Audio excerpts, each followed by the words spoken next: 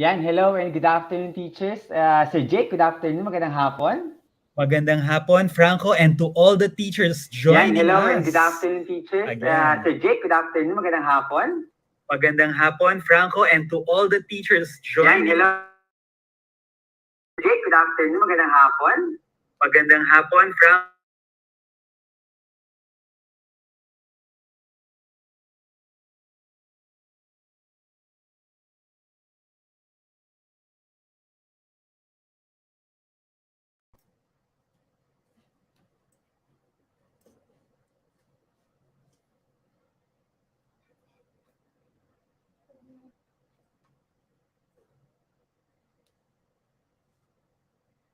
Yes, so hintayin lang po natin, dear teachers, si Franco as he comes back into the stream. Yes, so Welcome. hintayin lang po natin, dear teachers. He comes back into the stream. Yes, so Welcome. hintayin lang po natin.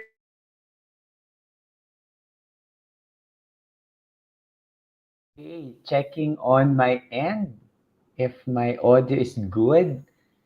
Yan. Not sure where the feedback is coming from, but anyway, if my audio is good, I think somewhere in my stage. Pero wala the coming from. But anyway, if my audio is good, I think somewhere in my stage. Pero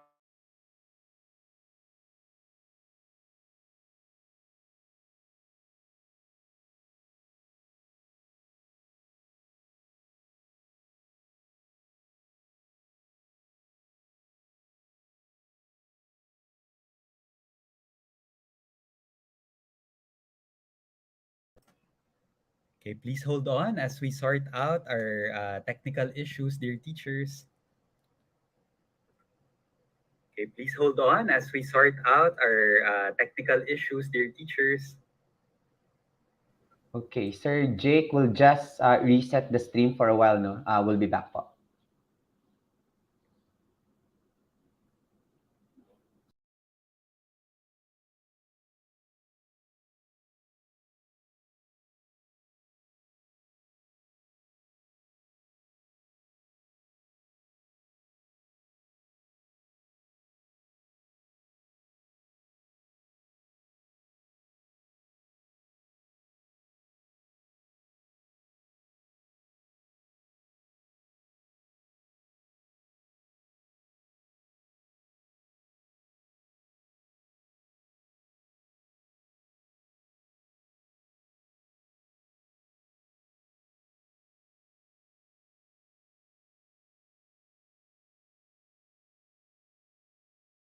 And teachers for a while we're checking on our audio.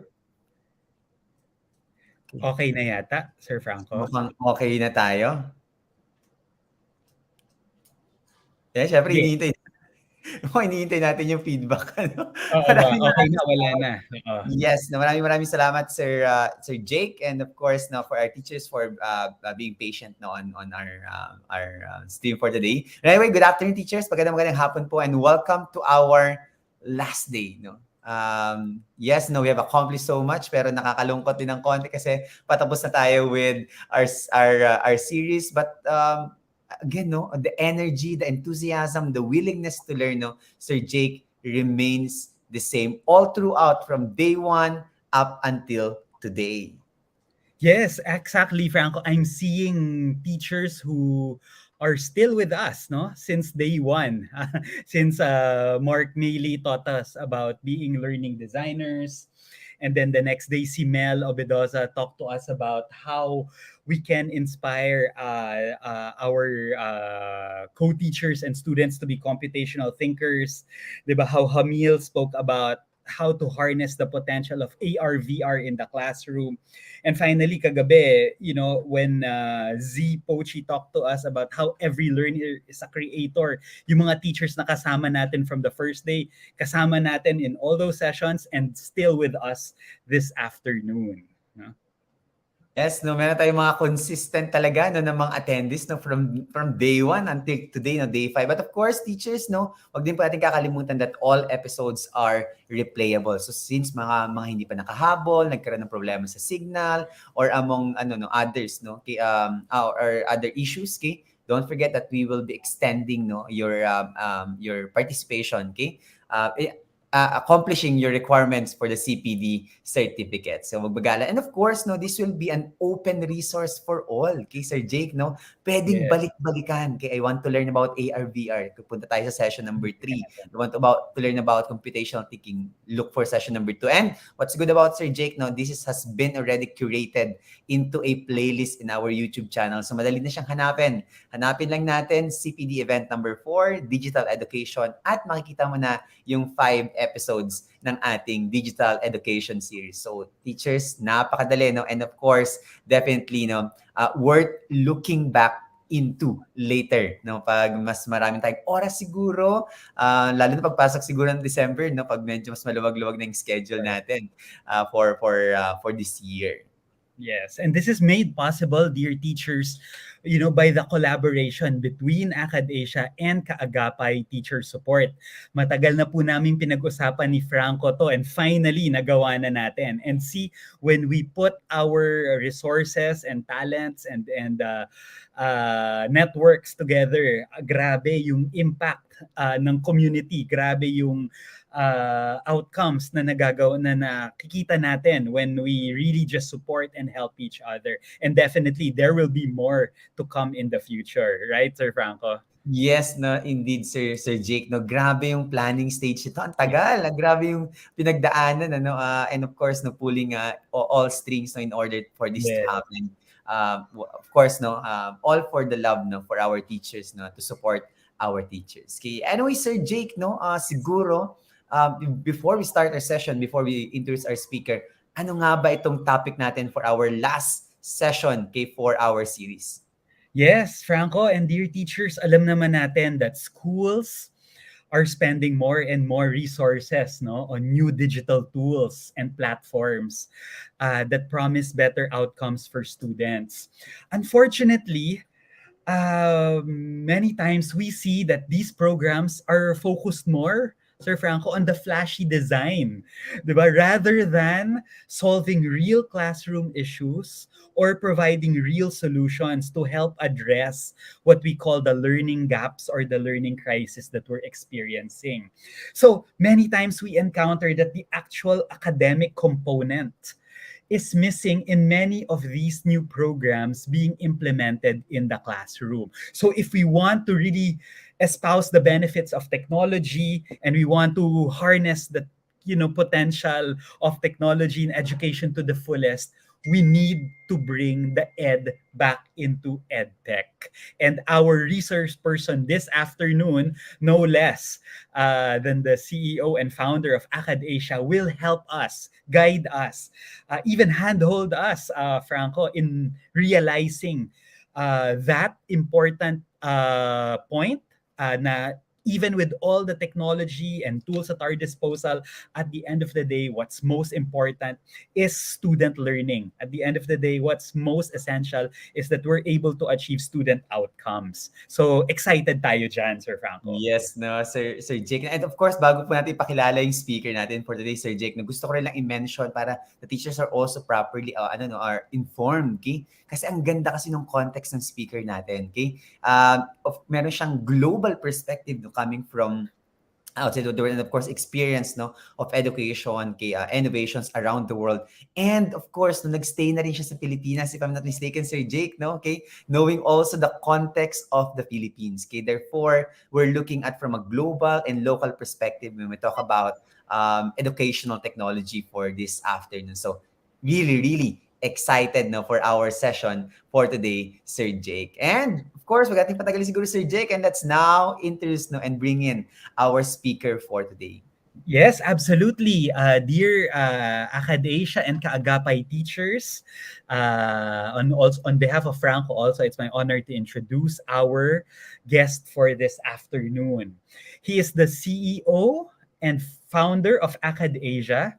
He is a creative, results-driven, visionary thought leader with, get this, Franco, 30 years of internationally proven experience. So yun yung sinabi mo kanina. In the fields of entrepreneurship, education, business innovation, media, and technology. So in these emerging fields, no, experienced and marami ng pinagdaanan. So maraming paghuhugutan ng kaalaman at karanasan tong speaker natin this afternoon. Before Acad Asia, he was the founding center director of Spin-Off, the entrepreneurship center at Singapore Polytechnic, where he was the chief architect behind the largest entrepreneurship education network in the ASEAN region, providing entrepreneurship education programs to more than 15,000 students across the region. He is a firm believer in the process of design thinking. So similar po dun sa natutunan natin kay Direct Mark Mailey. Our guest speaker this afternoon has worked on several projects across Asia, which have enabled his students to learn and apply the design thinking methodology to their own startups. And in fact, several of them na minentor at tinuruan niya went on to acquire customers to get pre-seed funding. So this includes two students who have won prestigious Singapore National Youth Entrepreneurship Awards in the years 2017 and 2020. Now at Acadesia, Sir Franco, dear teachers, he is on a mission to humanize digital education for all, guided by the mission of empowering educators everywhere.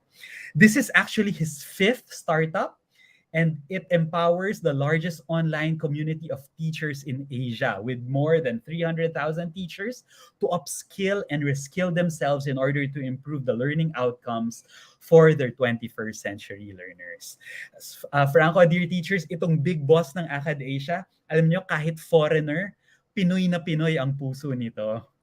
Other than being married to a Filipina named Kat, who is also our good friend, he has also spent so much time and resources in the Philippines empowering and inspiring both students and teachers, to be the best educators, to be the best entrepreneurs that they can ever be.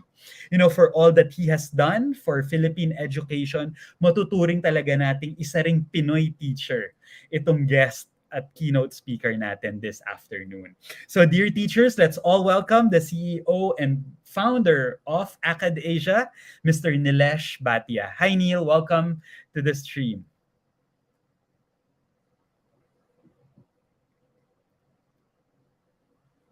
Unmute myself. Yeah, hi everybody. Good afternoon. It's a pleasure to see all of you here today. And thank you, Sir Franco and Jake, for inviting me to be a part of this community today and share my insights on bringing education back into EdTech. I'm so excited to see all of you, and I'm sure I've probably seen a few of the teachers over here before and some of the previous events that we've run with Acad Asia. But I think this is the way I look at it. It's a dawn of a new era. But since we partnered with Kagapai, and I think this is just the beginning, and the best is still to come. Right. So I'm very, very excited about this partnership, and I'm looking forward to working more closely with Sir Franco and the entire Kagapai team to see how else we can support all the teachers across the Philippines. So yeah, thank you very much. Thank you, And sir. with that, yeah. So let me get right into the meat of the presentation today. Let me start off by introducing Acad Asia. I think a lot of you probably already know Acad Asia, but I think from a founder perspective, it would be important for you to kind of get a little bit more insight on why we do what we do. We, as Jake mentioned earlier, are on a mission, and our mission is primarily to empower educators everywhere. We do this primarily because I've been an academic myself over the last many decades. And one thing that I have learned over many years is teachers are the most important part of the entire education ecosystem. If we don't support teachers, then nothing else works in the classroom. You can use whatever technology you want. At the end of the day, it's not going to work if the teachers are not part of that entire perspective in that sense. And hence, ACAD Asia is on a mission to empower educators because we think that teachers need to be supported now more than ever before. Um, and I will, of course, through the presentation, touch upon more detailed reasons as to why this is important. We've won several awards and accolades as well, starting off with our certification from Education Alliance Finland, uh, basically um, which basically commends us for our excellence in pedagogical quality, and all the content is in line with the Finnish framework of teaching and learning. We were also listed by Holland IQ in Australia as one of Southeast Asia's top 50 edtech startups last year. And just recently, in fact, I think last week or 2 weeks ago, we were also nominated by Supercharger Ventures as one of the top 10 finalists for the EdTech Startup Competition at BET Asia 2022, which is happening next month in Thailand. So I do, hope that we can get the support of all our teachers here and their prayers so that we can go on and win that competition next month. Obviously, if we win, we probably have a lot more things that we can do for the teachers as well, because that gives us a lot more bandwidth to kind of support teachers, not just from the Philippines, but pretty much all around Asia. So my request to all the teachers would be, please do pray for us that we actually win that competition. Um, we are pretty much the largest teacher empowerment platform in Asia at the moment, with more than 250,000 active users. We have about 35 schools and universities that we support. And it is a GDPR compliant platform. I'm sure a lot of you have already accessed the platform and you already know what ACAD Asia, how ACAD Asia works. So I won't get into the actual platform details. So that's a very quick insight into ACAD Asia. And now let me get into the agenda for today. So what are we going to cover in the next, an hour or so? First, I'm going to touch upon the aftermath of the pandemic. I think over the last 2 years, it's been absolute chaos within the education industry. And now that the lockdowns have ended, a lot of countries have pretty much gone back to normal. I'll just put normal in commas. Um, what is the aftermath of this pandemic? So we'll talk a little bit about that, and then from there on, I will move into the next steps. So what happens to the education industry moving forward? Because obviously there have been a lot of changes that have come across. Technology has come into play in a big way. In most schools, I wouldn't say all schools, but in most schools. So what happens next? So I'll discuss that to a certain extent before moving on to to the phase 3 of the presentation, which is talking about intervention. Now, I think almost everybody realizes that edtech is here to stay, and edtech can provide a lot of solutions to teachers and schools in order to provide a better quality of learning outcomes for their students. There's no questioning that anymore. But how do you scale it? I think that the question is that's probably the most important question. How do you scale that impact? Because it's not about just going and supporting 100 students, or 200 students, or 1,000 students. How can we support 1 million, 2 million, 500,000, 800 million students, right? How do you scale? I think so. That is something that I'm going to talk about as well. And finally, I'm going to talk about the teachers themselves as the catalysts of change, as to what can the teachers do themselves to bring ed back into ed tech. So those are the 4 things that I'm going to cover in today's presentation. So just sit back. I hope you have your Barako coffee with you. I wish I was in Batangas. I would have enjoyed a cup of Barako coffee right now, but I am in India at the moment. So I'm having a cup of chai, which is tea, basically. Right? So sit back, relax, and let me run you through how to bring ed right back into EdTech. So let's get started. Let's talk about learning loss. I think you must have heard this term from many people. Everybody seems to be talking about it. This seems to be the new buzzword, learning loss. So what does it really mean, right? So let's look at the facts. There are about 800 million children across Asia who are at risk due to learning loss caused by COVID-19. 800 million. That's a number that a lot of people can't even imagine, right? 800 million students across Asia who are at risk because they could not go to school for the last couple of years. That's how big the problem is. In fact, in Asia, and specifically in Southeast Asia, the education satisfaction rates fell from 85% to 63%. And this was the lowest education satisfaction rate globally. Now, keep this into perspective. When I say this was the biggest fall globally from 83% to 63% in Southeast Asia, all this while, before the pandemic, the education satisfaction rates in Southeast Asia were actually the highest in the world, but no more. Now they've dropped down to 63%, and they're the lowest in the world at the moment. So just 2 years, the whole scenario has changed.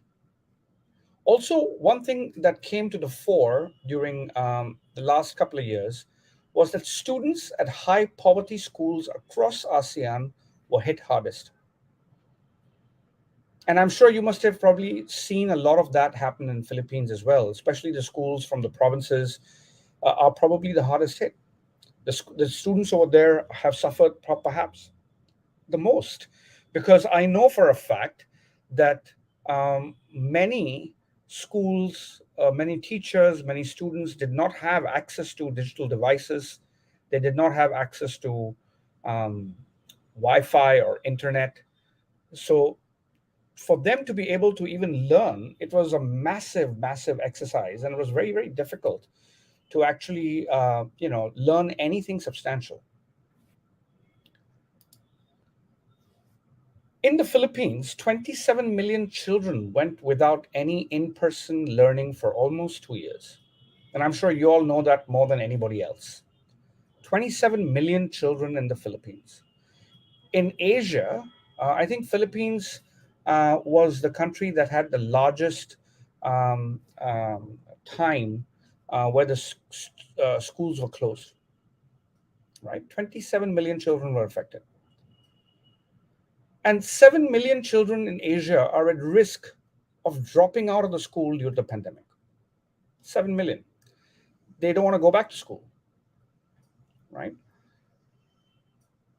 And we have also seen drastic increases in the instances of child labor and child marriage across Asia, because students are not going to school. So the parents, especially from the real poor provinces, have no problem in sending their kids to work, because obviously they need to, bring in money for food or for shelter or whatever.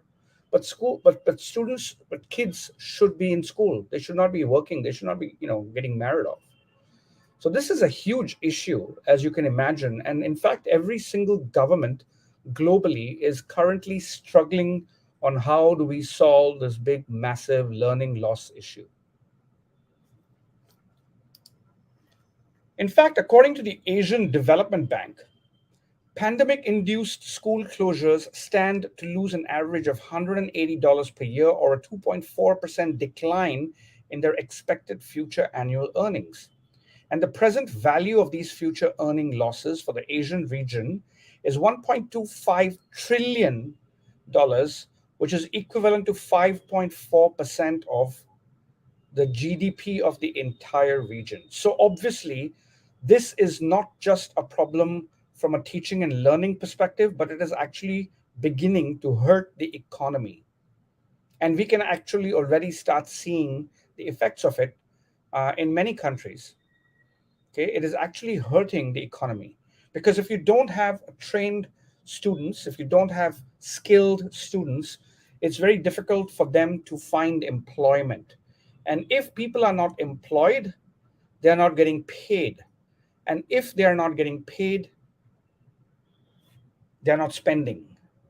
And if they're not spending, the economy is not moving. So it's a complete cycle right there, which all starts off with education, which has stopped, which had stopped for the last couple of years. So it is basically, taking its toll on the entire economy now. So obviously, we need to catch up. So there are four things which um, a lot of the international agencies like UNESCO, UNICEF, and ADB have proposed. The first step, what they have said is teaching should be tailored to the student's current learning level.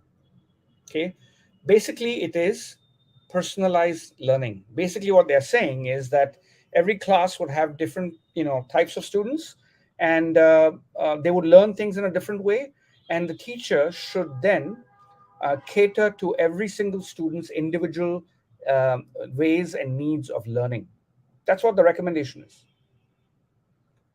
The second recommendation coming from all these agencies is that the curriculum should give more time for core competencies in literacy and math, because at the end of the day, literacy, language, and math, numbers, also leads to STEM subjects later on, which hopefully can lead to the jobs of the future, which require these competencies. So this is what, again, these agencies are recommending, that the schools should give more time for students to learn languages, literacy, and math. Third, what they also recommend is that the learning hours, regardless of whether within the day, the week, or the year, can and should be increased. So currently, my son is 25 years old. He doesn't have to go to school anymore, but I do have nephews and nieces, and I see how much time they usually spend in school, and then even after coming back, you know, uh, getting into tutorial classes, and they're spending so much time just studying, and I don't see them playing around and having fun like what we used to do when we were kids. So it's quite sad to see this. But what the agencies are recommending is that there should be even more hours of teaching. And the last thing what they have said is that there should be re-enrollment campaigns to encourage the return of students who might have dropped out. Okay, so there should be a re-enrollment campaign to bring those kids back to school. So these are what the recommendations are. But it's not easy. It's really not easy if you think about it. So let's look at the personalized learning bit, right? Now, I've been to Philippines several times. I've been to public schools, private schools, international schools, universities, and I've seen the kind of classes you have, how many students you have. Now, can you imagine if I suddenly asked Sir Franco to, start doing personalized learning in the classroom for up to 80 students? It's not possible. It's just not possible. It's quite. It's basically asking for trouble, right? So, considering the number of students most countries have in their classrooms, it becomes extremely difficult to do this in a physical, face-to-face, in-person kind of a classroom environment. Okay. The second bit is about literacy and mathematics. They've recommended that more time should be given to students to learn these two subjects. But not all teachers are able to teach those two subjects. Maybe there might be a teacher who's not good at teaching these subjects. So then what? I mean, are we hiring new teachers? Where do we find competent new teachers? So those are some of the issues which crop up, with their second recommendation. The third recommendation is, to increase the number of hours of teaching and learning. Fantastic, great. But who will teach that? Because obviously teachers cannot teach for extended hours. I'm sure if I ask all of you to, put in more than, 12 hours or 14 or 15 or 16 hours a day to teach, or maybe not 15 to 16 hours a day, maybe, give up your summer vacation or Christmas break and, come back in for extra classes, a lot of you would not be very happy. Am I correct? You can type in the chat. If you agree with me or if you disagree with me, please feel free to type in the chat. but please type in English so I can read and I can understand. Unfortunately, I can't speak Filipino yet.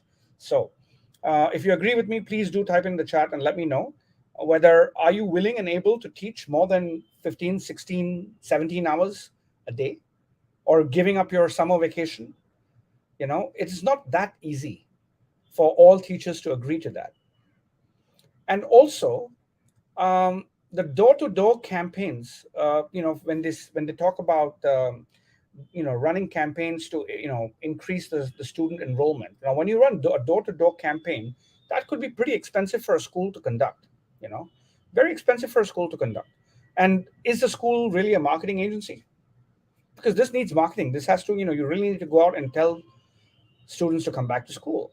So those are some of the big challenges when we are trying to tackle a big, huge problem like learning loss.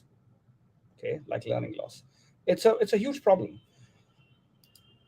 So the big question is then, if we are to turn this entire thing around using the 4 recommendations that these agencies have proposed, how do you scale the entire solution quickly and easily?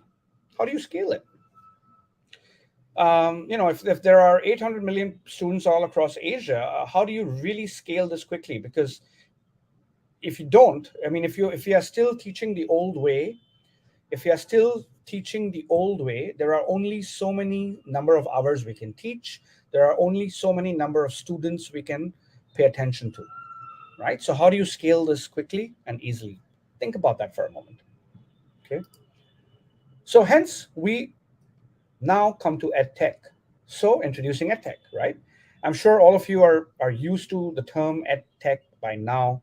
You have had several, I would say a couple of years of experience of teaching on Zoom or teaching, on Google Classroom, or using apps like Wakelet or Flip or things like that. All of those tools are basically EdTech, education technology. Any piece of technology that aids in learning and teaching is an education technology, right?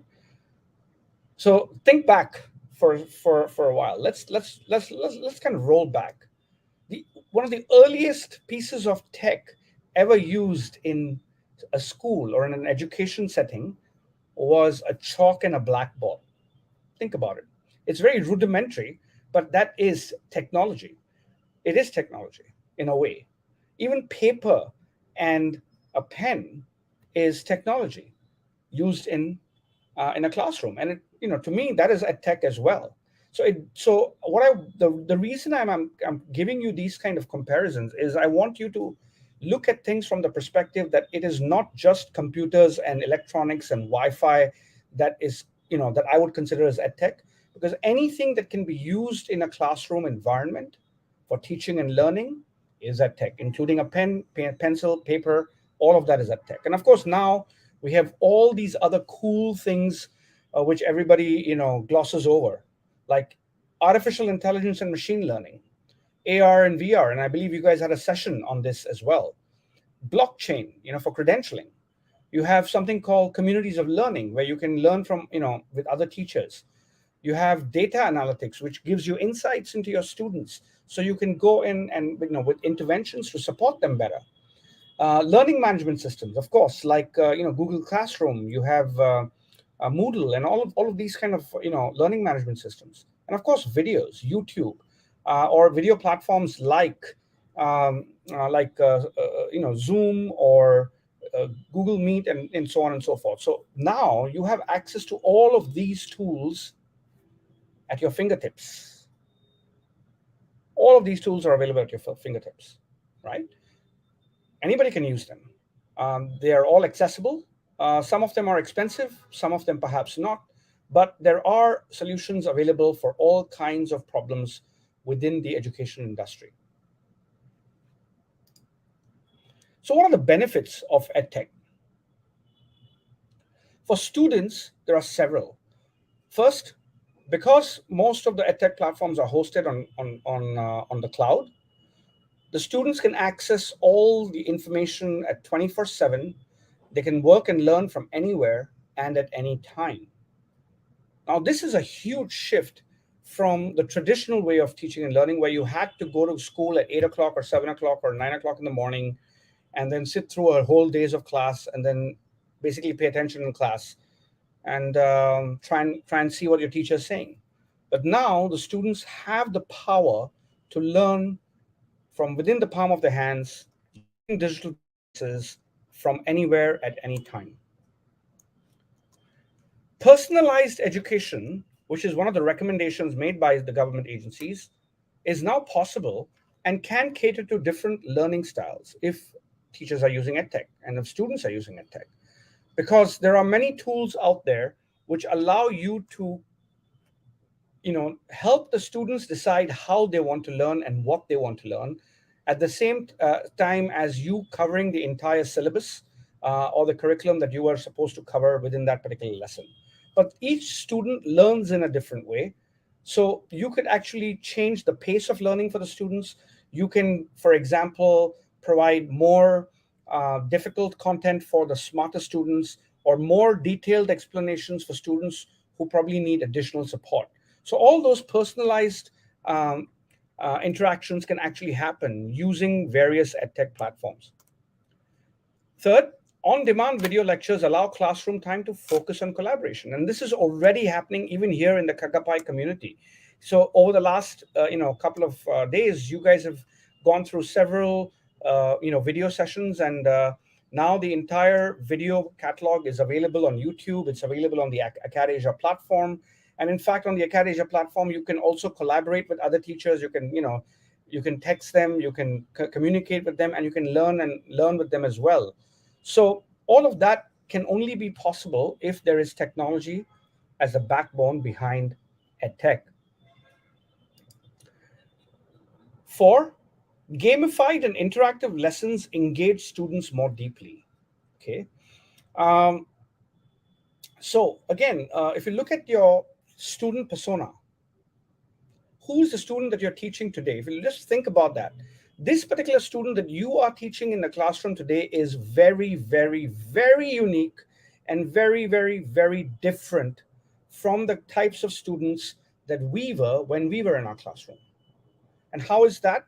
Or rather, why is that? Because these students these days can access all kinds of information from their handphones. Okay, they can find all kinds of information on the handphone, and they have no problem going and finding information and coming into the classroom and challenging you as a teacher and saying, I found this on YouTube, which is different from what you're saying. So who's right? Right? And also, because they are completely different, their attention spans are very, very short. So in an environment like that, how do you engage your learner becomes more important rather than the detailed lesson and the content and the curriculum.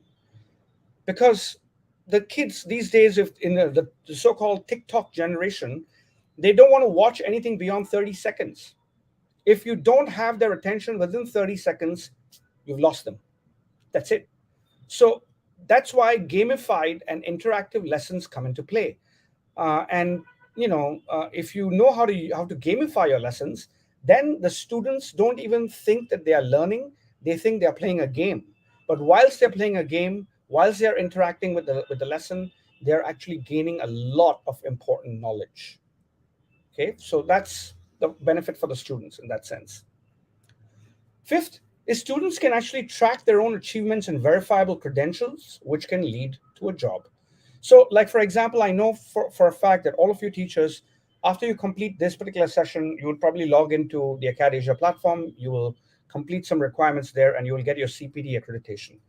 Now, just like the CPD accreditation is important to you, digital credentials, verifiable credentials, have now started becoming extremely important for students because most employers globally want to see what skills do the students have. And these skills can be tracked and measured using digital credentials. So just like all of you have received a blockchain certificate, same thing, students can actually start achieving a blockchain-based certificate, which highlight what are the skills that the students have received. And once they click on that skills button on their certificate, they can actually go in and find new jobs. And like I mentioned earlier, the governments globally are very, very concerned about the loss of GDP, because students, if they are not trained, if they are not employable, then the economy is going to suffer. So obviously, jobs become the key driving factor for the government to make sure that the quality of education improves so that students are employable in the future. Okay, so this is why blockchain credentials become extremely important for students. And finally, the cost of education in many instances can actually go down. Because right now, if in a face-to-face environment, there's a lot of infrastructure needed, which costs a lot of money. But in an online environment, or using a lot of EdTech in your classrooms in a hybrid environment, or in a high flex environment, or a blended learning kind of an environment, the cost could potentially go down if there are more people using EdTech. So the opportunity for EdTech to be more equitable is tremendous, tremendous, because what we want to see is that every student should have the same opportunity. It should not matter whether you're from an international or a private school or a public school. In fact, the way we look at it from the Acad Asia perspective, that what what harm have the public school teachers and students caused that they do not get access to the best of the best technology? They should get access to everything, the same opportunities that all the international and private school students and teachers receive. The public school teachers should also receive the same opportunities. So this is something that EdTech has the opportunity to actually make education equitable, so that everybody gets the same chance, the same opportunity. Now let's move on to you all, the teachers. Okay, so what are the benefits for teachers? Of course, the first thing that comes to mind is automated grading. I mean, being a teacher myself, I know how tedious grading can be, and I've sat through dozens and dozens of test papers, marking and grading, and it takes me almost like 3 to 4 days to complete one class. So I know exactly how frustrating grading can be, and all of those things can be now automated to a large extent, thus freeing up your time so that you can go and support students who are struggling.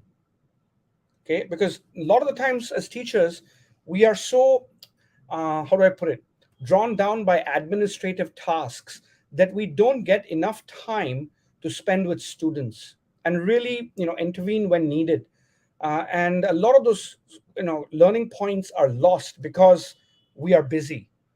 So with automated grading, it actually helps you free up a lot of your time. Okay. The second is using management tools in the classroom. It allows for a more collaborative environment. If you're using management tools like Moodle or whatever, you can now control the class. You can look at whether the students are logging in, are they doing their work on time, whether they are present, whether they are absent. All of that can be managed directly from the management system. Third, learning outcomes for students can be tracked and measured, providing valuable insights to you as teachers. So if you're using a system which has enabled, say, data analytics, you can then start tracking how students are learning and what are they learning. And if you find that there are some learning gaps with your students, you can actually go in and intervene immediately rather than wait for a semester to end and then look at their exam results and then intervene after that. It's too late. That student has not learned anything. So all of this, the advantage of using data analytics in your technology is for teachers to actually go in and start looking at learning outcomes for students and tracking them, measuring them, and then helping students who need immediate help. Okay. Teachers also do not have to be in class in order to help and support students anymore, right? That's a huge benefit. I mean, I know. I mean, having worked from home. Now, if you tell me go back to office, I don't want to go back to office. I just want to work from home. In fact, all of ACAD Asia, we are completely remote. I know it is important for a lot of teachers. A lot of teachers tell me, no, we like going back to classroom and we want to teach in the class, and that's fantastic. But surprisingly, the one of the surveys that I read, I think 2 or 3 weeks ago, I can't remember who did that survey, but I do remember the results. Almost, I think 72 or 82%, I can't remember exactly, but 72, 80 or 82% of the students said they prefer sitting at home and learning online. Okay, the students want to sit at home and learn online. Why? Of course, they love it because the teacher is not around to see what they're doing. They can be on their computer. They can be multitasking. They could be TikToking, Facebook at the same time, while the teacher is talking on Zoom. So obviously, of course, they love it. Okay, but the teachers prefer to teach in the classroom. But at the same time, we also as teachers need to ask ourselves, who are we designing the lesson for? Is the lesson being designed, is it for me as a teacher or is it for my student? And if my student is not interested in learning within the confines of a classroom or is finding it difficult to learn within the confines of a classroom, then what can I do as a teacher to make that experience for my student more engaging? That's a question that we need to ask ourselves. Right, so one of the advantages for teachers is now, because of the education technology, you could pretty much teach from anywhere, and you could cater to what the students like. In that sense, right, you could cater to what the students like. And yeah, I mean, there are many how do I put it, this actually depends on a lot of permutations and combinations. But if there is an opportunity for you to deliver a class lesson based on how the student likes to learn, the chances of them gaining that knowledge is a lot more than you forcing knowledge down their throat in an environment where they're not happy. Okay, so just for something for you to think about. Then once a lesson has been designed, updating this is very easy every semester.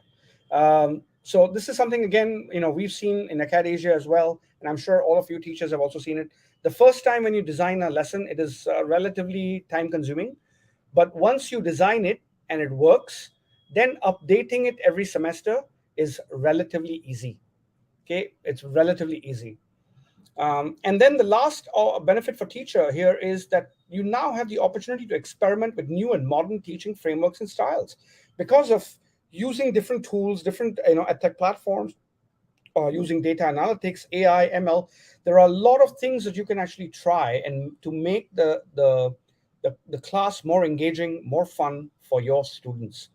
Again, remember, you don't want to make them feel that they're in a classroom. You want them to feel like they're with their friends. That's how most of them learn quicker and better. But then let's come back to the big question. All of the edtech stuff is fantastic. It's great. But how many teachers are really very comfortable using technology in the classroom? And I'm talking about, all kinds of technology. I have seen situations where teachers find it very difficult to even adjust the projector settings for their laptop. They will have to call in IT support. Have you all seen that? Are you one of those teachers? Or have you seen your colleagues? So how many teachers are really comfortable using technology in their classrooms? The answer is actually not many. Not many. So let me ask you to sit back and imagine this scenario for a second. How many of you like traveling? If you like traveling, please put it in the chat. If you like traveling, just put it in the chat that you like traveling and tell me which destination you want to travel next. Okay, where do you want to travel to? Where do you want to travel to? You can type it out and let me know what are your favorite destinations, or where do you plan to go for your next vacation, right? Where do you plan to use? Okay, Korea and Japan, says Franco. Okay, so who else? Who else? Where do you want to travel to? Come on, teachers. This is fun time. We all like traveling. I know we all like traveling. I have very rarely met a teacher who doesn't like traveling. Okay, Raquel. Miss Raquel says she wants to come to Singapore. Please do look us up when you're in Singapore. We would love to meet you in person at that point. Great. Belgium, Sweden, fantastic. Awesome. So let's imagine for a second all of you are now on a flight to the destination of your choice. Okay? Destination of your choice. You're buckled in. The flight is about, to move out, and it's about to take off and bring you to your country of choice for your dream vacation. And just before the flight rolls out, there is an announcement made saying, "Ladies and gentlemen, may I have your attention, please? But this is just to inform you that the pilot in command today is Mr. Nilesh Bhatia, and he has only just started flying, and he does not really have too much of flight experience. So fly at your own risk." How many of you would still like to fly in that aircraft if you find out that your pilot is not experienced and has no real flying experience at all? How many of you would still like to go to these countries and still want to fly on that particular aircraft? Not many. I think a lot of you will probably say, "Hey, sorry, I want to get off the flight." Okay, Miss Sheila says that she would still fly. All the best. But I know a lot of teachers, like Miss Kate says, "Not me. I wouldn't fly on that flight at all, because if the pilot is not experienced to fly, say for example, a Boeing 747, if he has only flown, propeller-driven planes before, I would be very, very skeptical on this particular pilot flying me to a different country." Now, the reason I asked you to imagine this is, put this now in the context of education technology in the classroom. And think of it from the perspective of your student. In the classroom, you are the captain, you are the pilot. And if you do not have a very, very strong grasp of your teaching framework, of your teaching technology, why do you then expect your students, who in this case would be your passengers, why do you then expect them to fly with you? Why do you expect him to fly with you? That's something that you really, really need to think about. And this is where you all come in, teachers, the catalysts of change. Think about this for a moment again. You, as teachers, are the catalysts of change, right? And what are you dealing with? I know I don't have to spell this out to you, but I will nonetheless.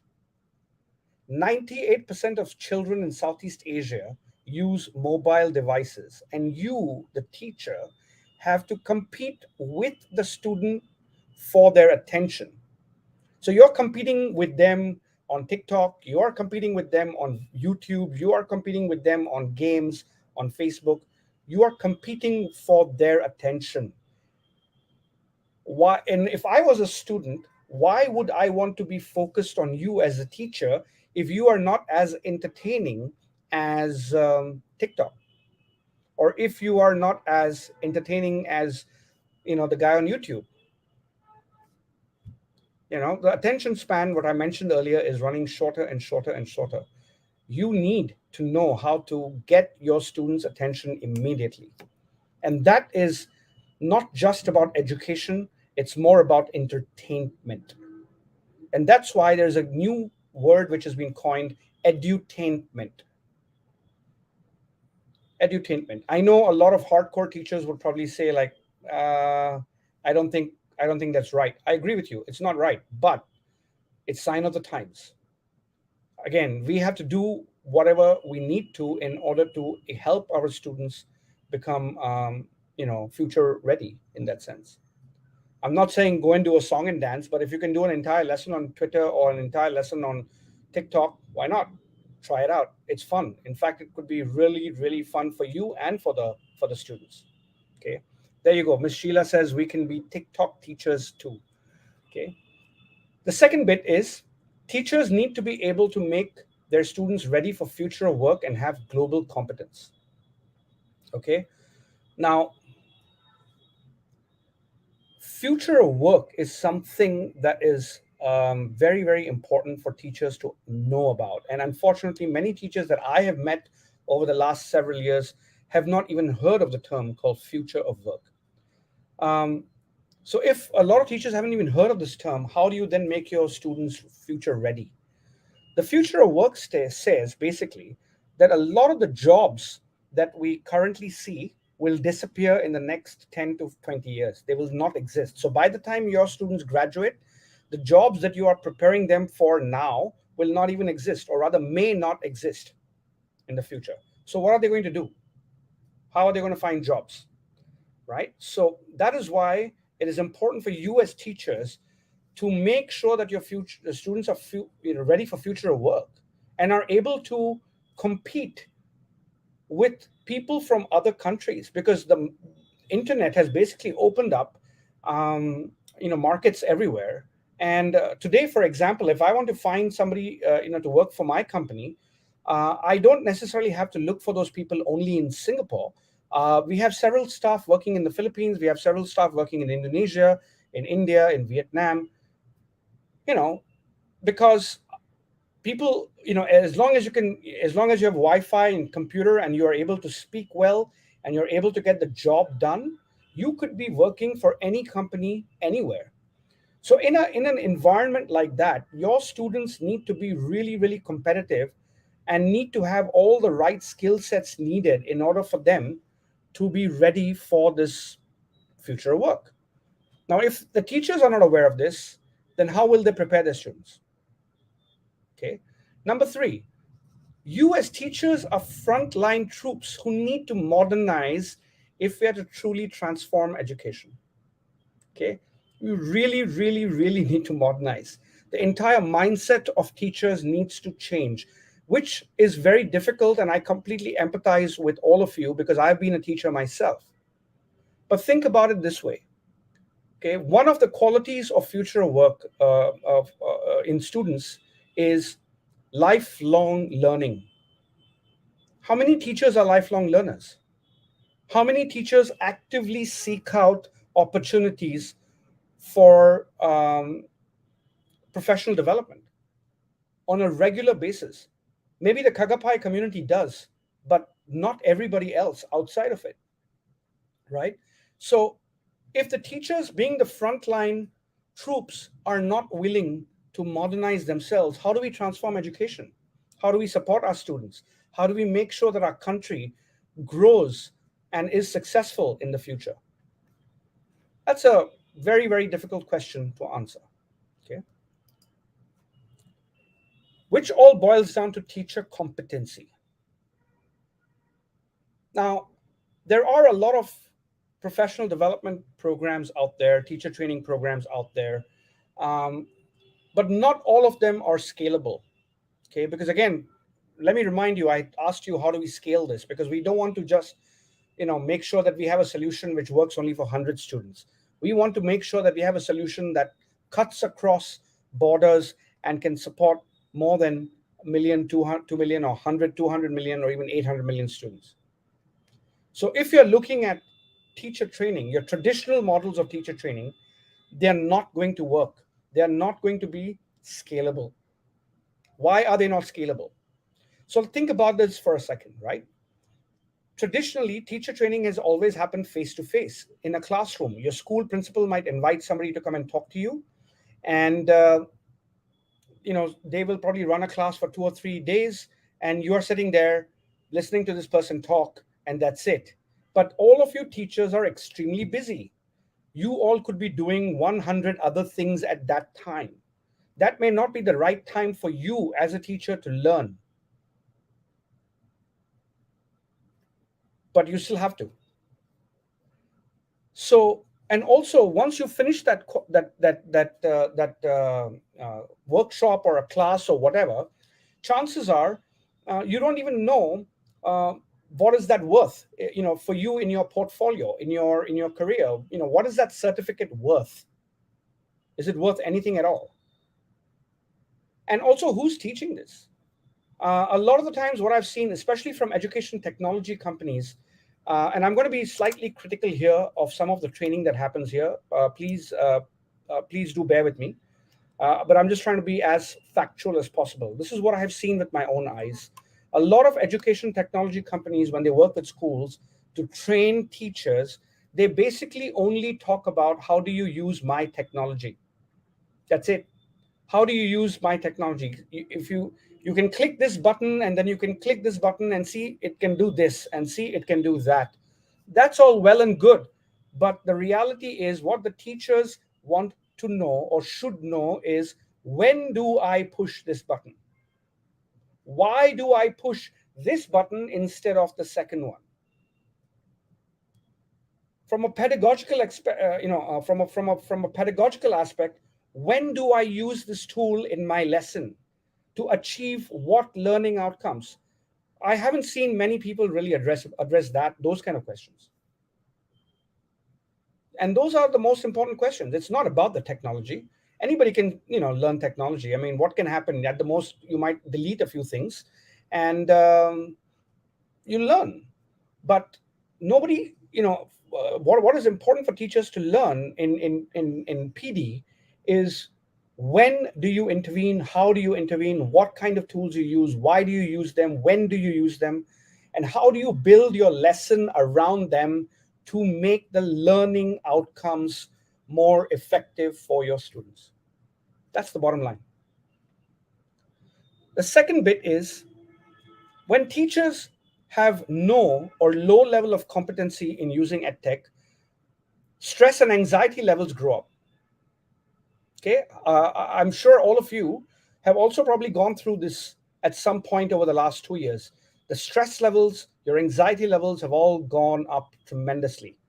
Okay, and again, if you feel no, you're fine, you're not stressed out, you're not, you've never kind of gone through anxiety, please share. But what we've seen globally, the stress and the anxiety levels of teachers have gone up drastically over the last couple of years. Okay, and I'm not saying all of this is because because of low level of competency on EdTech. No, but a large percentage of that is because of it.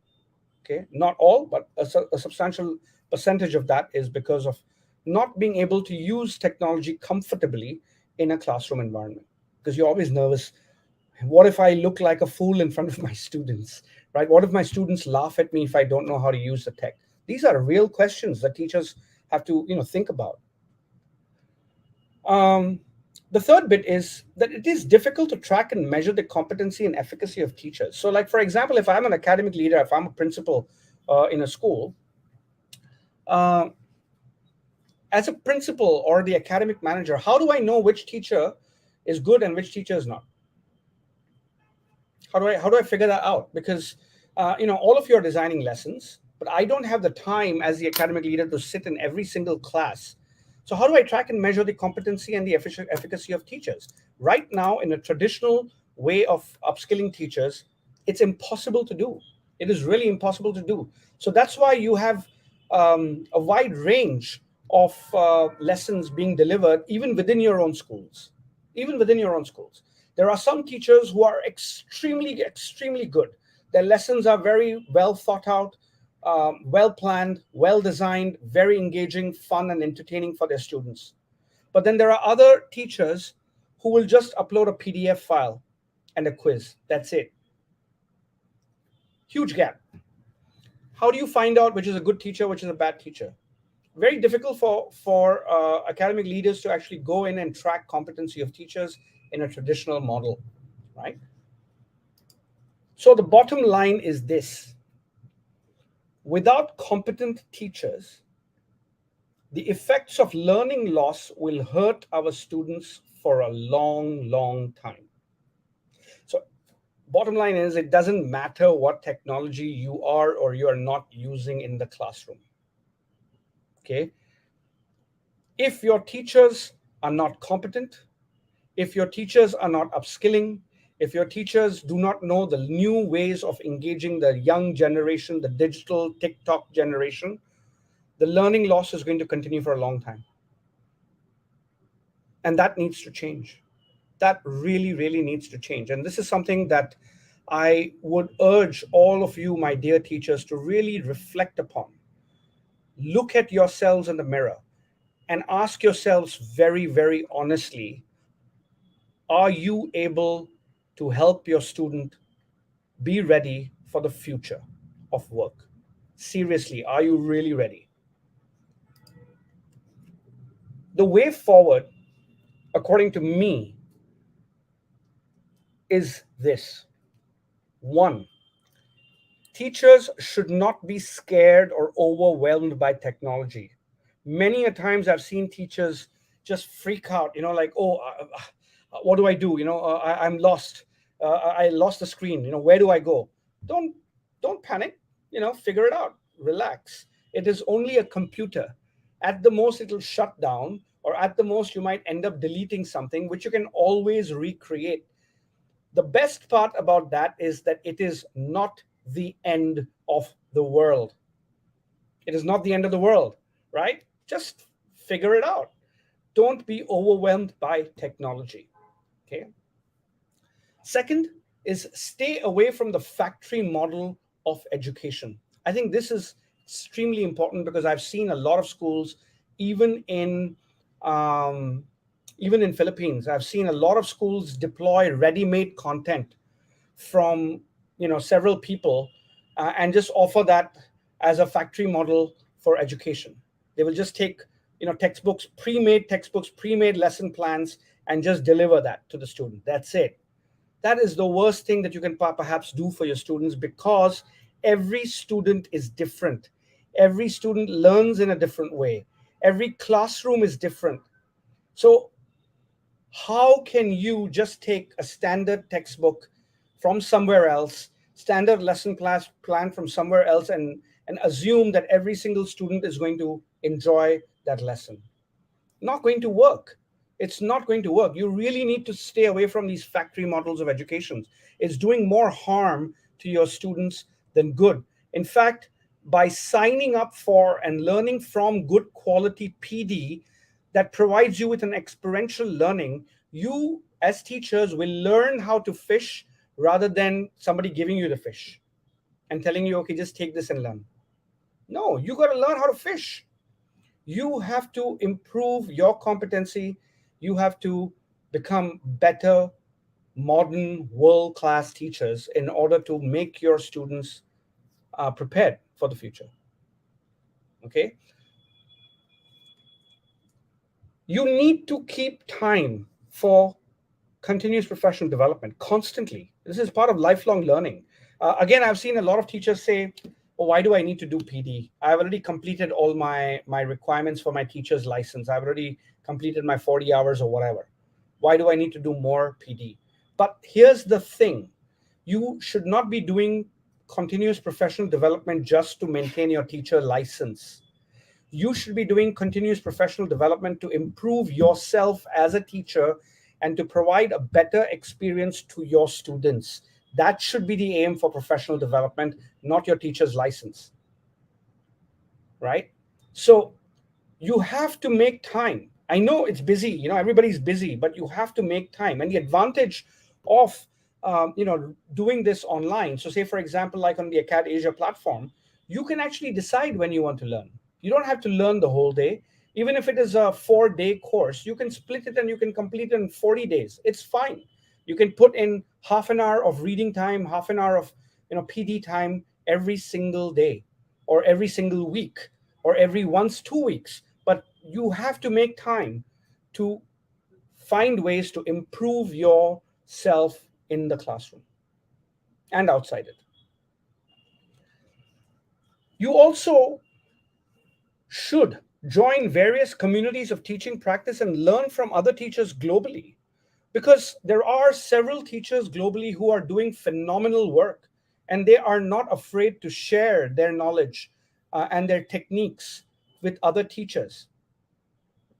And you should learn from that, because you never know, there might be something that they are doing which could work brilliantly for you in your classroom.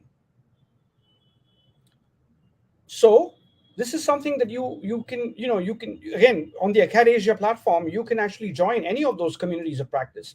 You can learn from each other, and in fact even teach other teachers your ways of teaching. It could be a good exchange of ideas. In fact, this is one of the best ways to learn, is by teaching each other. Okay, teaching each other.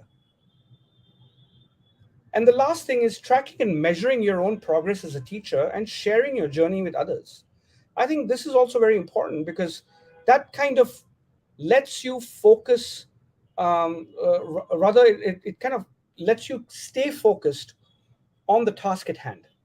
So you can actually see how you have grown from the time you started your first PD course to maybe your 20th, 50th, 60th, how you've attained all these certifications, you've developed new skills, and how your lessons have become more and more fun and engaging. And you should be able to track also the good feedback that you have started receiving from your learners. You should be able to track all of that, because that will also give you a personal satisfaction as a teacher, that yes, I have done what I was supposed to do for the benefit of my students.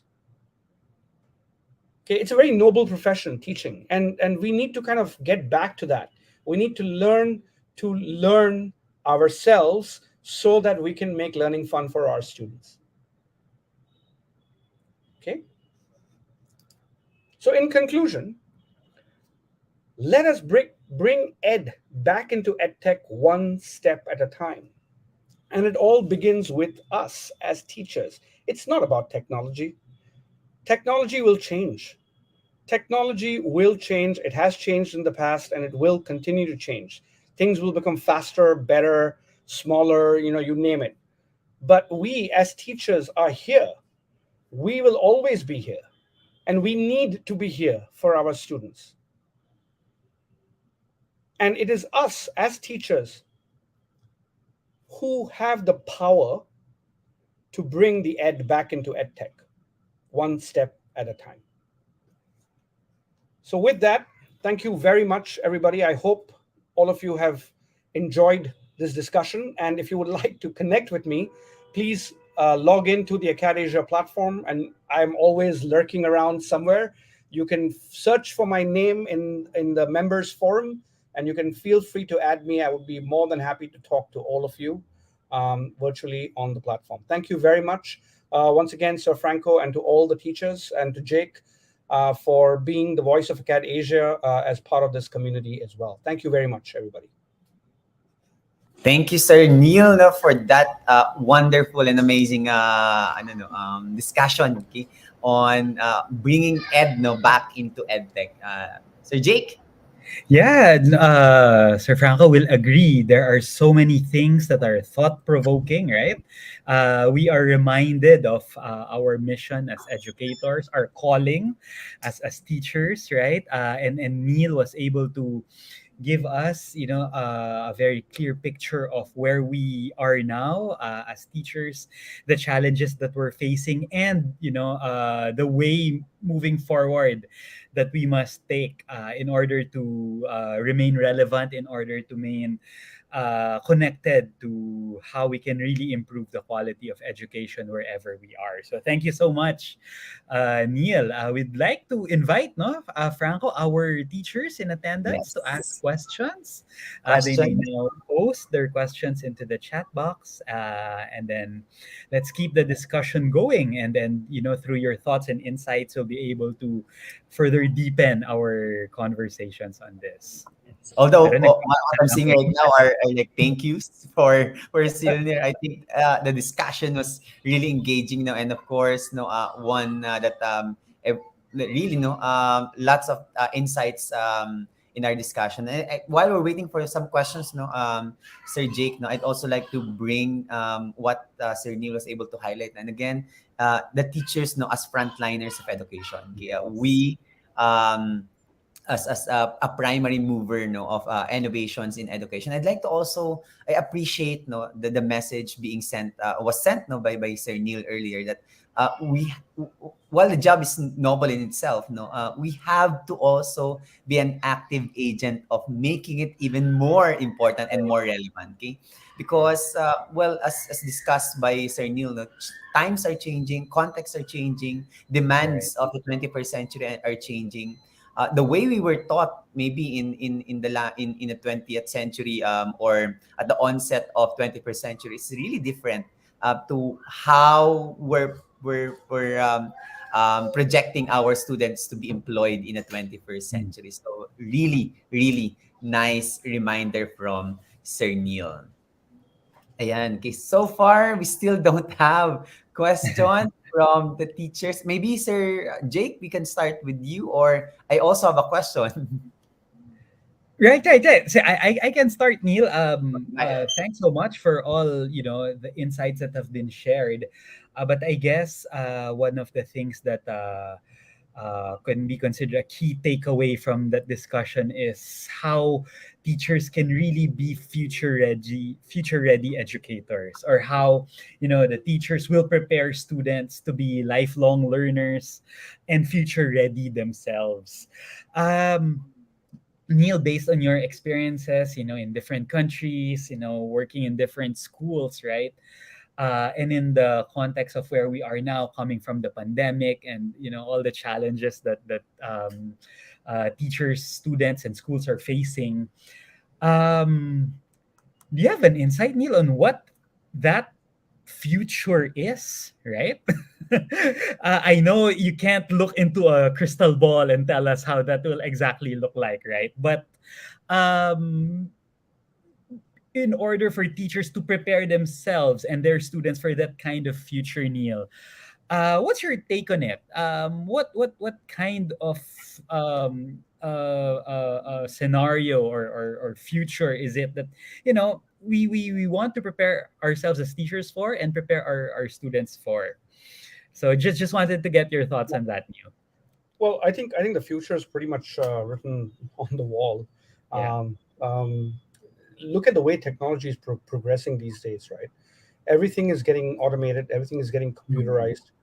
AI, machine learning, is playing huge roles in all kinds of industries, and it's creating havoc because a lot of jobs are already they're losing already a lot of jobs to technology. Now, in a scenario like that, if, say, a country is unable to train its Mm. students on computational thinking, or on, learning how to code, or entrepreneurial mindset, or problem solving, and things like that, the country, forget a school, forget a student, the country will be left behind. Mm. Now, also the other thing is, today there's a lot of things that we trade that is of value, but if everything is getting automated and everything can be produced in a factory, Mm. um, then a lot of the traditional industries that many countries have relied upon for many years will just disappear. So Mm. then in those countries, where will those kids of today find jobs tomorrow? Because all the jobs will just move to countries who are very good with computational thinking, with IT, with building technology, and that's it. The only thing the other countries will have to um, will be able to provide, rather, Mm. is data. So the Mm. economy is all going to be about data. That's it, right? And you can already start seeing that. I mean, if you see what happened, how people are manipulating data to control Right. countries, right? This is already happening. So can you imagine now, when you have even more powerful computers, even more powerful technology, more Mm. analytics? Things are going to be drastically different. And if our teachers are not ready now, then 20, Right. 30, 40 years down the line, it's going to be absolute havoc. Mm. So that's why it's important for teachers to really start pulling up their socks and not just saying, okay, I've learned enough and that's it. It's not just about teaching frameworks. It's really putting themselves in difficult situations so that they can learn better. Mm. Right. Thanks, Neil. Franco, Thanks. go ahead. Sir Neil, now we have two questions already in the chat. Let me just bring up one of them. This is from teacher May Baisa Versosa. Sir Neil, what advice can you give to the Filipino teachers who are passionate in upskilling themselves and in innovating, but do not have the proper infrastructure in the classroom? Great question, Ms. May. And first and foremost, congratulations to you if you are very passionate about upskilling yourselves. And I hope that apart from the Kakapai platform, you're also now going to actively upskill yourself on the Acadesia platform, because there's a lot of content available there with CPD credentials as well. Now, in terms of infrastructure in the classroom, what do you need? Computer, mobile phone, Wi-Fi, data. That's it. That's all you need these days to actually learn if you are really passionate about learning. So even if the classroom does not have it, are you able to get data connectivity on your phone by yourself and learn? Because at the end of the day, that learning is not just going to help your students. Most importantly, it is going to help you. It's going to help you. So think of it as an investment, not just in your students, but in yourself. Because the more you learn, the better teacher you become. The better teacher you become, the better opportunities or work even you will find for yourself, right? So it's all boils down to that. I mean, in terms of infrastructure these days with EdTech, most of the education technology platforms basically just require a phone or data connectivity on a computer, and that's it. Unless you're looking at STEM education where you have robotics kits and things like that, that's a whole different ball game. But let's look at the fundamentals of it. Let's not even get into robotics or AI or ML. Let's just get the fundamentals right. Fundamentals of teaching and learning, because I think over the last 2 years, a lot of people have just forgotten the fundamentals. Let's get back to the basics and build from there. And once you get the hang of it, there's no turning back. So I hope that answers your question, Miss May. Love the answer, Sir Neil. No, very well. I think we have to also be reminded, Sir Jake, no, about really the core, the fundamentals. No, we might be just being overwhelmed, being in a way, comparing ourselves to other countries when it comes to edtech. No, so once again, okay, we are being reminded, no, that the fundamentals and the core of integrating technology. So Jake, if you don't mind, I'd like to bring up another question from Yes, go the audience. Okay, this is from teacher JB Eslera. So what ahead. possible ways can you suggest to non-techy teachers to be motivators in order to engage students in his classroom? Become techie. Learn how to become techie. I mean, seriously. I mean, I'm jokes aside. Okay, jokes aside. Think about it again from a student's perspective. Who is your student persona today? Your student persona is technical. They are techies. They've grown up on a mobile phone. They can do everything on a mobile phone. They will even help their parents set up their Wi-Fi connection or log into Facebook or recover passwords. They know more about technology than you and me. Now, in an environment like that, if you are expected to engage with your student, the writing is again on the wall. You need to upskill and you need to learn how to become techie yourself. And it is not very difficult. It is not very difficult. You will make some mistakes initially.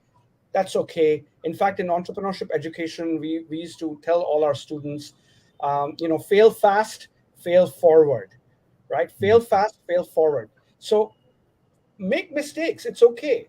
It's okay. I know it's completely against the academic mindset to consider failure as like a very bad thing, but actually no, failure is good because you can learn from that and you know what not to do the next time. So just take it up on yourself, log into a system, try it out, figure it out. There are many guides available on the internet. Find your own pathway. Every teacher, just like every student, is also different. Find your own pathway. Get a buddy to help you. Get somebody to help you. Ask questions. There are many, like you can post a question in the collaboration network within the Acadesia platform, and I'm sure there'll be teachers from all around the world willing to help you. So ask questions if you need help. Support each other if you are able to. So I hope that answers your question. I love the first ever statement that Sir Neil, be techie. Be Okay, I techy. think we don't have an excuse anymore. I think, na Sir Jake, Right. with I, Accredited. Yeah, go, Sir Jake. Yeah, I agree, Franco and Neil. I think you don't even have to make that distinction anymore between techie and non-techie at this time and age, right? Especially as teachers, we really have to be techie, just as Neil said, to level with the expectations and the capabilities of the students. So yeah, thank I you, Neil. agree with that, Sir Jake. No, I think rather than like making it like an exemptions to our Right. teachers, I think being techie should now be a norm for our Hmm. teachers. And begin really, no, sabi nga ni Sir Jake, to no longer have like that distinction, okay, for us to all be techie when it comes to delivering our subject areas. Actually, Sir Neil, go if ahead, I Sir could just Neil. very quickly add there, just for the benefit of the teachers, when we say techie, I mean, again, we're not asking you to Hmm. fly a rocket ship. Right. Okay, it's not. We're not asking you to fly to the moon or Mars. All we are saying is log into your phone, download an app, learn how to use the app, and see how that app can be used to basically improve your lesson design. That's it. Yeah.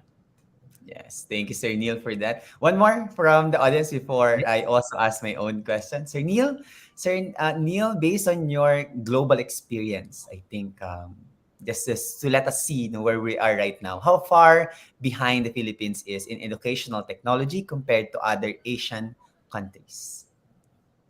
Thanks, Ms. Jennifer, for the question. And I think I would like to kind of help you look at this problem or rather this question from a different perspective, right? It's not about the technology, it's about the teachers.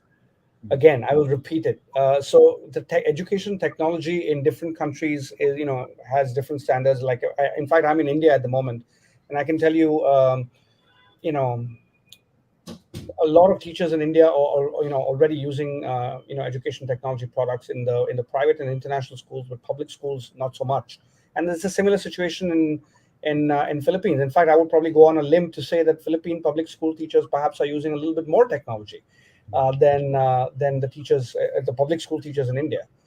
But that's not the point. The point is, as a teacher, are you able to deliver the learning outcomes for your student as per your objective?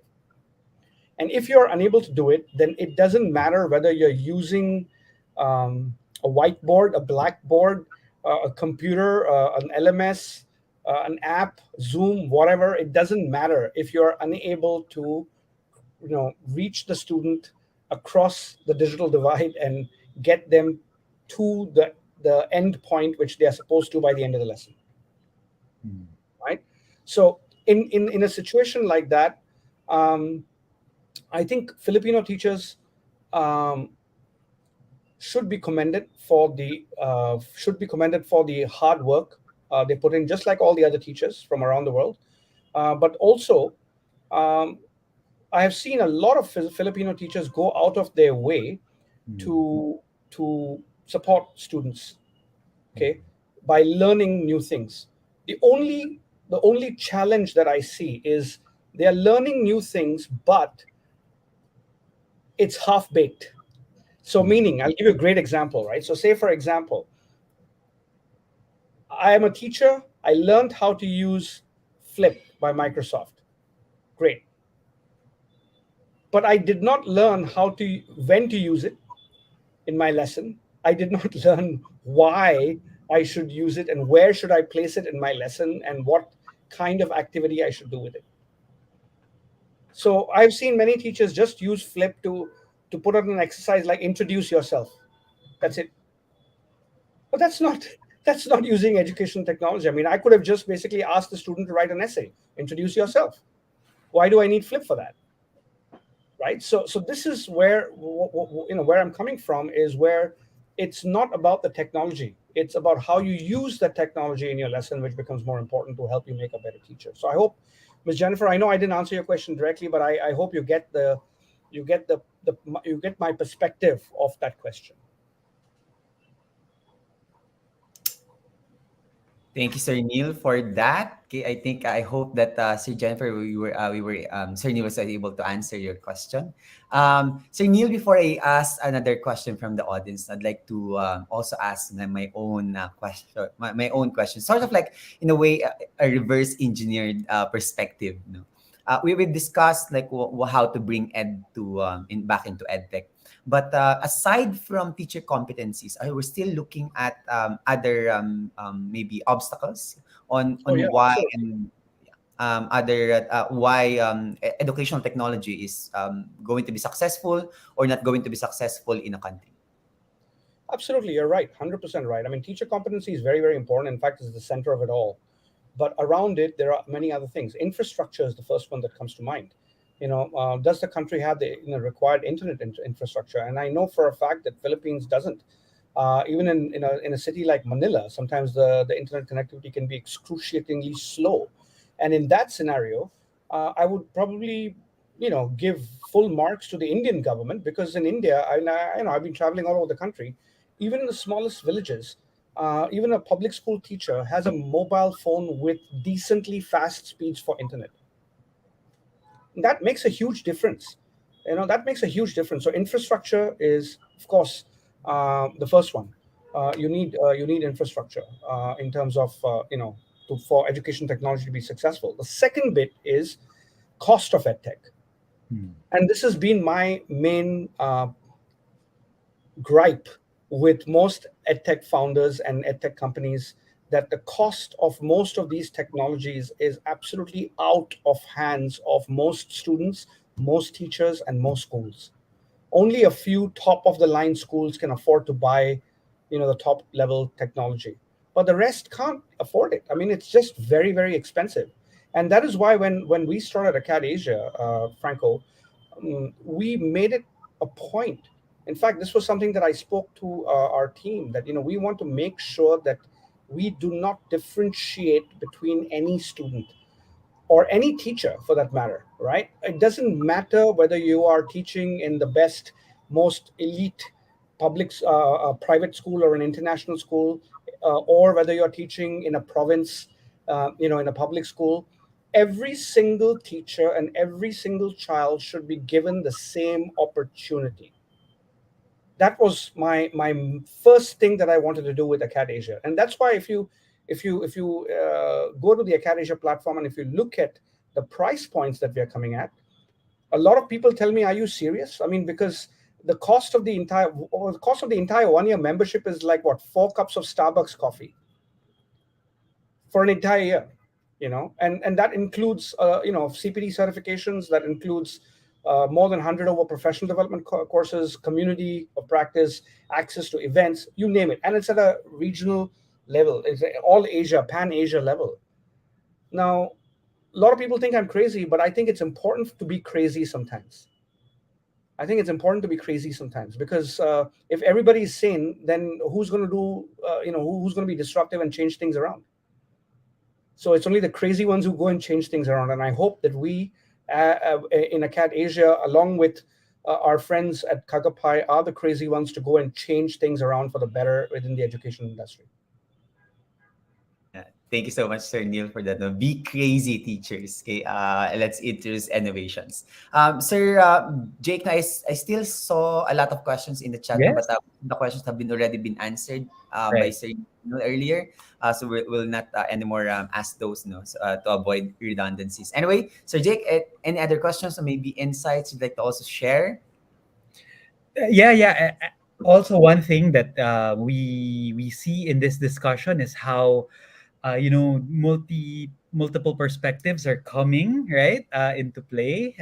We have gotten very great insights from Neil regarding how, despite the many challenges and circumstances school students and teachers are facing, that there are always ways, that there are possibilities, right? That there are solutions.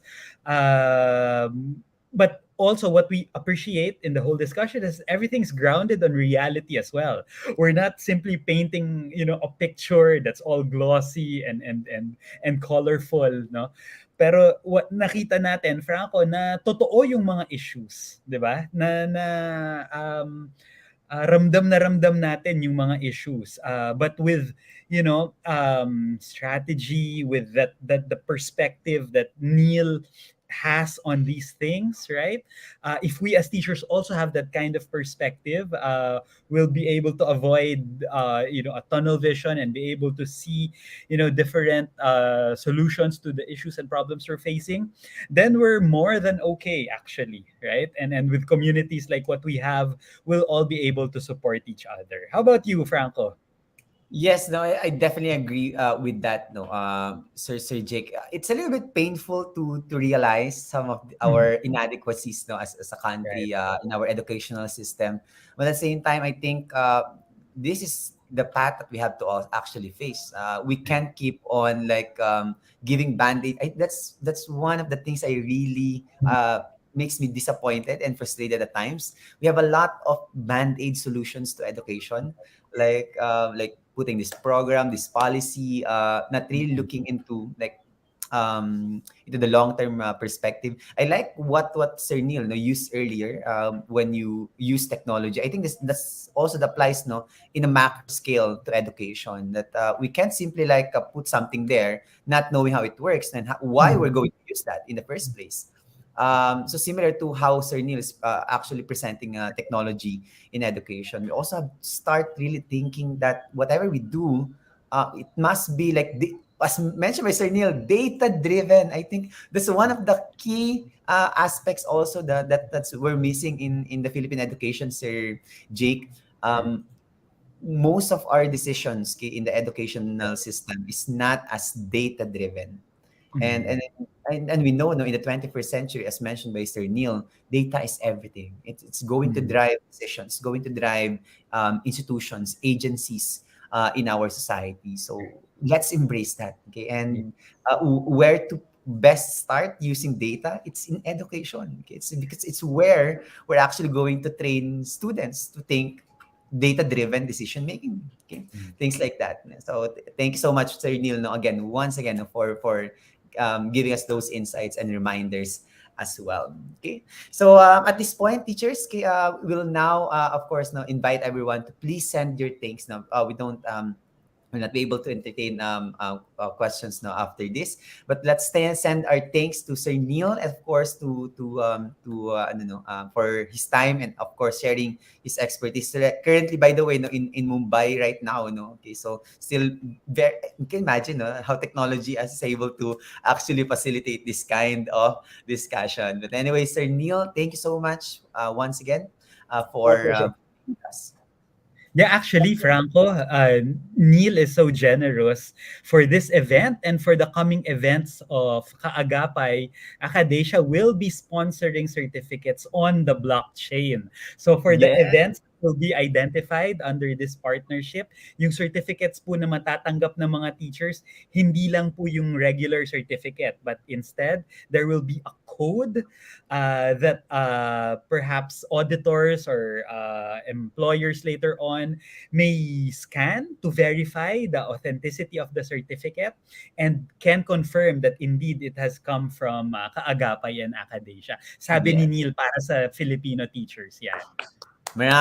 Thank you so much, Sir Neil, no, for that. No, actually, we really need that, Sir Neil, and of course, Sir Jake, no, since a lot of trainings, or training events, no, are actually happening in the Philippines, in all places, in all times and dates, and having like a blockchain certificates and accreditation is actually going to be very helpful for our teachers to have like authenticated Right. certificates. And we thank no Acadesia for providing that. Okay. Anyway, just maybe to end our session and before we say goodbye to Sir Neil, I said Sir Neil could also take some rest. Of course, he's a very busy person.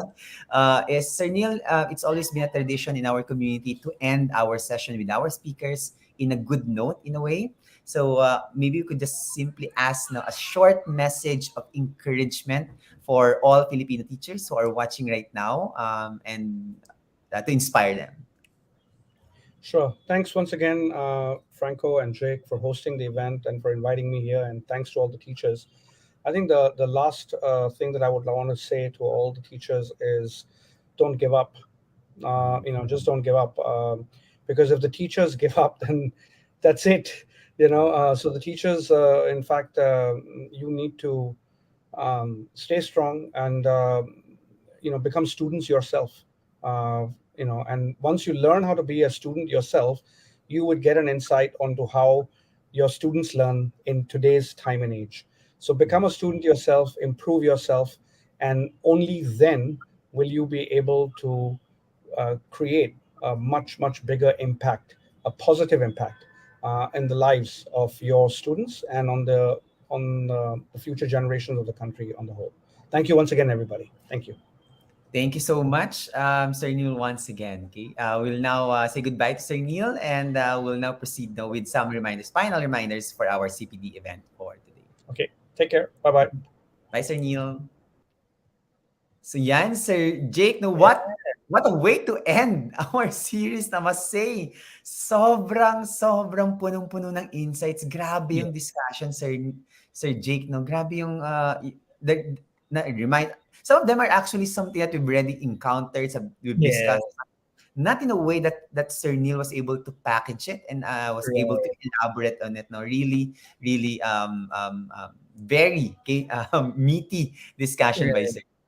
Yeah, tsaka yung speakers natin, Franco, no, nakita natin, yung iba, very particular, very specific with techniques and strategies, while some also invited us to step back a bit and look at things from a bigger point of view or perspective, right? So, in all the talks, in all the speakers, right, sessions that we've had, we were brought into different ways of seeing things about learning and teaching and the way we transform it. So naging buo yung experience natin, especially with Neil's closing of our collab event tonight.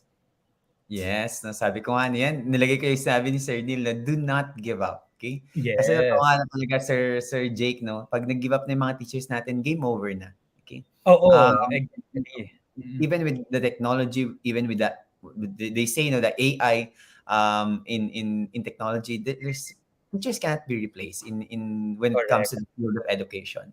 Correct. They facilitate, no, that the very learning itself, no, or design the learning itself. So it would be very hard to imagine an education without our teachers. So do not give up, teachers. I know it's hard, I know it's challenging, but let's keep moving forward, okay, together, okay, with Academia Mm. and of course Agapay Teacher Support. We will be here supporting all our teachers, no, not only here in the Philippines, but of course, no, even outside of the country, like what Academia has been doing already. Right. And we'd like to also send thanks. No, I'd like to take this opportunity to thank and show our gratitude to Accredited for giving us this opportunity. This is a very really an honor for us, okay, for Kaagapay Teacher Support to be in partnership with a massive community in a really amazing platform, no, such as Accredited. Right. Ako rin, Franco, ah, ah, buong-buo rin po yung pasasalamat namin sa inyo, sa Akagapay Teacher Support Group, and to all who support, all the movements, all the programs that just support teachers anywhere, not just in the Philippines but around the world, 'di ba? We cannot emphasize more the importance of community and collaboration at this time. Let's continuously find ways to give more of ourselves to others. Katulad po nung hashtag natin sa Kagapay na hashtag guro para sa iba. 'Di ba? That really captures, the spirit, the essence of our work as teachers. Hindi natin kaya mag-isa yung lahat ng challenges, but through collaborations like this, no, Franco, we not just know each other, but we also open greater possibilities and opportunities for all. So ngayon, kilala nyo na yung iba't ibang speakers natin. We now find out that, may mga experts pala on AR, VR, on computational thinking. Neil has been around in the Philippines supporting teachers. Actually, 2 weeks from now, he'll also be here in Manila to do roadshow. So if you see us around, pwede nyong welcomein si Neil din. and but because again of his mission to really bring, best practices and strategies and techniques to schools and teachers all over the country. So ganon, let's keep that in mind all the time, dear teachers. Thank you. Maraming salamat, no, once again, Sir Jake. No? So at this point, teachers will now be providing you with the final instructions, okay, for our CPD event, since it's our last episode, okay? And please make sure, to accomplish the requirements for the CPD event. So again, reminders for all our participants, okay, for official CPD participants, okay, don't forget that you have to have your Accredited accounts. Okay, if you haven't signed up yet, sign up, please. Don't forget, don't worry, especially for those who received their letter of acceptance late, we are extending the submission of requirements, okay, and of course the attendance will be open, for actually after a week after today. So you can actually catch up on and replay all the episodes if you haven't watched yet, the first episode, second, third, fourth, or yeah, even today, in this particular session. Take note of the attendance codes given at the end of this session. Use the attendance code to complete the attendance form to be posted on the last day of the series, which is today. So for all the CPD participants, okay, who are already in the platform, in the Accredited platform or course, please take note that an attendance form will be shared in that in Accredited. And what's going to happen in the form is that you will be asked of the 5 codes. Okay, so 5 code from session number 1, session number 2, 3, 4, and 5. Okay, and just to avoid confusion, I also put the titles of each session so that you can easily match them to each of the attendance codes. The evaluation form at the end of the session is optional. So please, if you don't want to answer it, you may opt not to. If you want to get the certificate of participation, you may also answer if you want. For non-CPD participants, complete the evaluation form at the end of the session to qualify for their certificate of participation. You may sign up for an Accredited account as well. Okay, please do so, so that you can get and have an access to really amazing PDs and courses inside Accredited. Not to mention the 300,000 strong teachers that you can have connection with. Sabi nga ni Sir Neil kanina, pag may tanong ka, bato ka lang ng tanong sa community and you'll have thousands of answers coming from all perspectives. Hindi ka mauubusan. And again, sabi nga namin, teachers, okay, for our non-CPD participants, after we have collected and confirmed all CPD participants' attendance, we will open the course for all teachers, okay, so that you can also make use of all the materials and asynchronous materials that our CPD participants had access with for the entire duration of the session, of the series. Okay? So once again, for those who have not yet signed up with Accredited, this is the steps for signing up. So you have, please just follow this, tinyurl.com/Accredited XKTS. You should be led into a PDF with steps on how to proceed with the sign up. And of course, okay, so once again, thank you so much for joining our digital education, transforming learning and teaching. And indeed, Sir Jake, talaga napaka-transformative ng mga sessions natin. Actually, Sir Jake, if I look back at all our sessions, walang repeat sessions from all that we have done before. Imagine we have already had how many webinars in our nagawa, almost 250 webinars at out of the 250 webinars, hindi walang naulit, really new, really fresh, topics for our teachers, And once again, we'd have to thank Accredited for bringing in all of these wonderful topics and, of course, resource speakers into our community. Yes, you're very welcome, Franco, and lahat po ng mga teachers sa Kaagapay. On behalf of Accredited, gusto lang po namin sabihin sa inyo na kayo po ang dahilan talaga na patuloy na paglilingkod ng Accredited at Kaagapay Teacher Support. Let's continue empowering educators everywhere, and let's continue bringing to life yung hashtag Guro para sa iba. So maraming salamat din, Franco, for this opportunity to work with you, to collaborate with you, and to serve all the teachers who are part of our communities. Yes, Sir Jake. May I also ask our teachers now to also give thanks, of course, show words of gratitude for Sir Jake for being Salamat with po. us for the last 5 days. Okay, my co-host for the last Oo, 5 days. Hindi na ako nalulungkot na mag-hosting ng isa kasi medyo busy yung mga ibang administrators ng ah, Kaagapay Teacher Support. I'm glad yes. to have a co-host once Correct. again. Anytime, Franco. Or Yes. minsan baka naman may teachers tayo sa community na willing din, Yes. 'di ba? To share their talents as co-hosts. We can have you as part of our events too. Yes. We'll definitely tap the Sir Jake no more Yes. in our community. Oo. Anyway, so teachers, ito na ang ating evaluation link for today's Yes. session. Please do evaluate. Sorry. I think natakpan ang ating code. Okay. Let me just bring that out first, Sir Jake. Okay. Sure. No problem. Mm-mm. So teachers, for a while, let me just fix our attendance code. Yes, thank you for all the messages of thanks and appreciation, teachers. Pagka ano naman po, may pagkakataon po always to come up with fresh webinars and learning sessions, as we talked about earlier. And at nabanggit din kanina, no, teaching never ends. As much as we challenge our students to be lifelong learners, ganun din po tayo as teachers. Tuloy-tuloy lang po tayo sa pagtutulungan, sa pagsusuporta, especially through the delivery of these kinds of webinars. And while I'm fixing Sir Jake, may mga natatanong na kailan daw ang next Ang next, series. oo nga. Yes. Abangan po natin, no, kasi sabi nga namin hindi pa naman dito natatapos ang Yes. ang collaboration ng Kaagapay Teacher Support at Siguro, Accredited. oo, Sir Jake, pamasko, no? yes, pamasko. Pwede tayo magregalo ulit ng CPD points.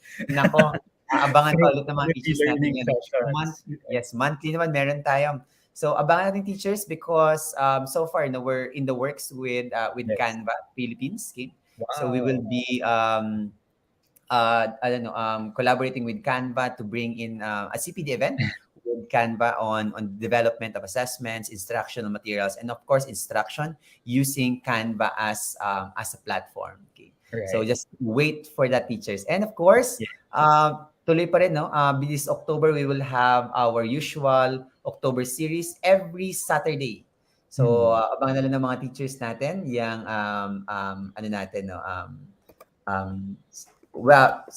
October series natin. October So we will series. be announcing that next week for the details of the series. Okay.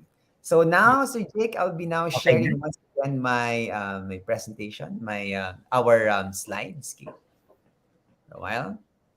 And then, may mga kaibigan sila, no, na hindi pa part ng communities ng Acadesia at Kaagapay, and do invite the teachers in your respective schools or communities to be part of our groups. You're all welcome po, and let's all support each other and learn from each other.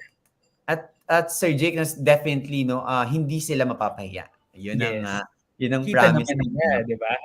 Yes, oo. Kasi sobrang dami nilang talagang sorry. Okay. One more, Sir Jake. No problem.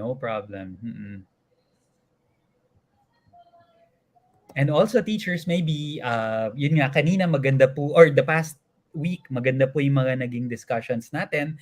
And maybe it's also an invitation for you to hold those discussions in your respective schools, diba?